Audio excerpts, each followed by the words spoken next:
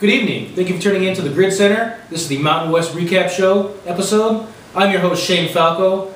As you can see, no co-host here, and Don King, he's off nursing an injury. I believe he's actually hurt, but some people will question his toughness here, not being able to appear on the show after a little setback. We're going to start out with the game of the week, which was the Weekend Warriors and Wreckage. My co-host Don King fell short in that game against the Pac-10 team. Could have been a letdown over knocking off his fellow staff member Joey. And the Razorbacks, I don't know. All I know is the Weekend Warriors were predicted to be a little tough for the Wreckage, and they came out on top. The game was very close, and it was a well-played game. It wasn't anyone's fault, just Weekend Warriors are better on that particular day. Final score in that game was 12-6. And again, my co-host did leave with an injury. But we'll see how he fares this coming week. Standout players of the week this week in the conference were Jason Rowden from GBA. Once again, GBA just a well-oiled machine right now. He was 15 of 19 for 220 yards and 3 touchdowns. He also threw 1 extra point and 1 2-point conversion. He also had 3 carries for 25 yards and a rushing touchdown for 4 total touchdowns in the game. Right now, just clicking on all cylinders and looked to be an unstoppable force. Defensively, Chase White from the Razorbacks in a game that was probably a lot closer than everyone thought it was going to be. Against Jet Life, he had 3 flag pulls and 3 sacks on the defensive line. Very good effort there, pulling Matt Hasselbeck's flags 3 times. Got to give you props on that one. New rankings based on the games of the week that happened and some wins and losses. GBA continues to be number 1. Right now, they're just the cream of the conference, and they just look like they can't be beat. They really haven't had a tough schedule as of yet. Shockers actually gave them all they could handle until the last couple minutes, but they ended up pulling away for a 2-score victory, so we'll see how they continue on the rest of the season. Razorbacks moved to number 2 based on Wreckage losing to a Pac-10 team. Razorbacks in a hard-fought win against Jet Life. You'd have thought they just won the Super Bowl with the sideline celebrations, but again, you got to pull out a win any way you can sometimes, and you're not always going to get those wins, so good tough win there against a team, a young upstart Jet Life team. Wreckage falls number 3 after falling to the Pac-10 Weekend Warriors. Looking for a bounce back week this week. Should be a good one against the number 4 team, which is the Hitmen. This will be a rematch of the last season's Pac-10 Conference Championship when the Hitmen were known as the Caholics. So we'll see how these two match up again this season. I'm sure my co-host Don King's looking for a little redemption. And the Hitmen just find ways to win. They always keep games close, so a lot of experience there. Shockers in number 5.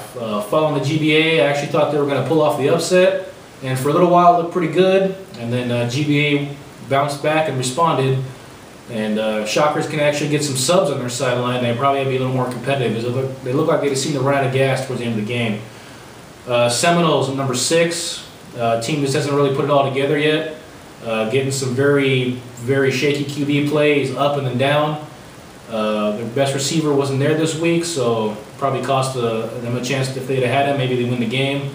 But either way, he wasn't there. So Jet Life still looking for their first win in the grid. Very competitive game. Actually had the lead against the Razorbacks until they lost on a field goal kick. Doesn't happen very often. Just a tough way to lose, but they can definitely see that they're making some strides and improving. So good effort there by those guys. New game of the week, as I mentioned, is going to be Wreckage versus Hitmen.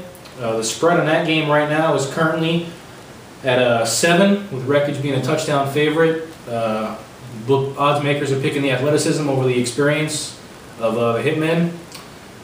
Should be a tough one. Again, my co-host looking for a chance to bounce back after last week's performance, or 2 weeks ago performance. So we'll see how that shapes up. As far as the rest of the spreads, the LV Gridiron Sportsbook, as seen on lvgridiron.com. Fearless Leader put them out. We got, again, Wreckage and Hitmen at 7. GBA and Jet Life at a whopping -18. Hard to argue with this one, as Jet Life looking for their first win, new team.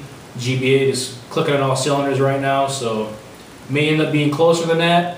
But, I mean, 17 points is closer than 18, but it's still running that much closer. H-Town and Razorbacks. Razorbacks getting the drop down after that hard-fought win against Jet Life. Getting to play, having a rough season so far at H-Town. H-Town right now made up of Clifford Franklin, Ronald Featherstone, Hot Hands Hanen, any other wide receiver you can think of from any football movie that can't catch. They're all playing for H-Town right now. So if they can catch the ball, maybe they'll keep this a close game. If not, the Razorbacks may run away with this one. Shockers and the Seminoles. Got the Shockers coming in at a 6-point favorite right now. Two brand new teams. Shockers have had actually, a lot of their guys have played together before, so a little more chemistry there. They got a better game plan, I think, on offense. Again, they're just missing some players, depth-wise, that make them run out of steam towards the end of the game, as they happen to be playing both ways. This is a game I really think they can dominate, though, and could end up being a 2-score victory. So that's going to wrap it up here for us for the Mountain West. Tune in after this week's games. We'll have a new episode for you.